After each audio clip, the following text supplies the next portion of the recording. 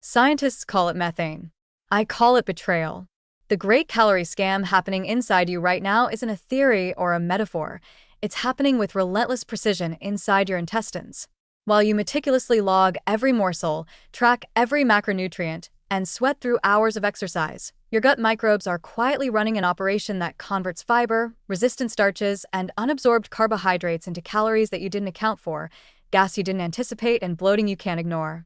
Your intestines, designed to digest and absorb, have been co-opted into a system that produces energy for its own gain, leaving the human host frustrated, fatigued, and often humiliated. The scale of the deception is staggering. Foods marketed as healthy, legumes, oats, vegetables, prebiotic fibers, are prime currency in this internal scam. Every bite you eat, believing you are making a virtuous choice, is harvested by methanogens and fermenters, whose sole goal is efficiency. They extract every last calorie and produce methane as a byproduct, which slows intestinal transit, prolongs fermentation, and amplifies bloating. Your metabolism may obey all the external rules: exercise, fasting, calorie restriction. But inside, a parallel system is quietly undermining your efforts, turning every fiber-rich bite into a profit center for microbial elites. Your efforts are real, measurable, and disciplined, but the results are frequently counteracted by an invisible system working against you. The consequences are not just social or psychological, they are physiological. Chronic methane dominance is linked to slowed transit, constipation, and subtle metabolic inefficiencies. Calories that you think you've limited are quietly reclaimed and absorbed with remarkable efficiency. Gas accumulates unpredictably, bloating persists long after the meal, and energy balance is subtly skewed. Your body, which you assume is a predictable engine, is instead a complex ecosystem in which microbes can hijack nutrients, manipulate transit, and produce gas in ways that disrupt digestion, comfort, and even weight management. Every dietary decision becomes a gamble, with consequences invisible to the naked eye but impossible to ignore in daily life. And the social implications are brutal. You can plan meals meticulously, choosing foods that seem safe, yet the microbial operators inside you convert them into unpredictable gas and bloating. Lunches at work, dinners with friends, even quiet evenings at home can become exercises in strategic avoidance, timing, and containment. Your confidence, dignity, and comfort are all at the mercy of an invisible workforce that cares nothing for etiquette, appearance, or social norms. A salad that looks harmless becomes a calculated metabolic disruption, while indulgent foods that pass through with predictable results only highlight the unfair advantage some guts enjoy over others. The great calorie scam isn't just physiological, it's social, psychological, and relentless.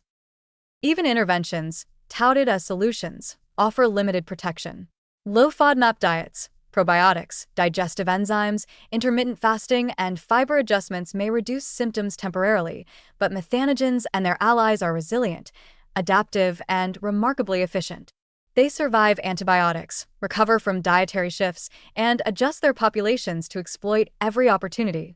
Every effort to control your gut is met with resistance, adaptation, and, often, amplified consequences.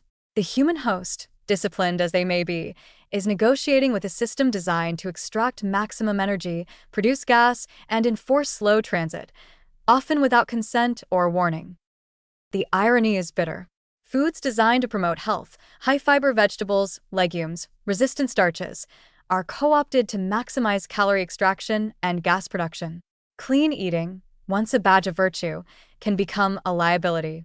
Meals intended to fuel weight loss or energy optimization instead become fuel for microbial profits. While you eat, hydrate, and exercise with intention, your gut is quietly reclaiming energy, slowing transit, producing methane, and leaving you bloated, uncomfortable, and frustrated. The more conscientious you are, the more efficiently your microbes exploit you. Discipline becomes a trap. Good intentions become fodder for microbial gain. The long-term risks are subtle but persistent. Chronic overproduction of methane contributes to constipation-predominant IBS, subtle energy imbalances, bloating, and low-grade inflammation. Over time, this undermines both metabolic health and quality of life.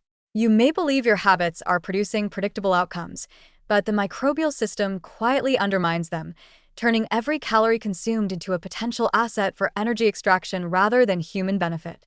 It's a system optimized not for your health or comfort, but for microbial efficiency and survival. In the end, this is not hyperbole. Your gut is running a hidden economy, an internal scam in which calories are created, absorbed, and gas is produced with ruthless efficiency. Scientists call it methane. I call it betrayal.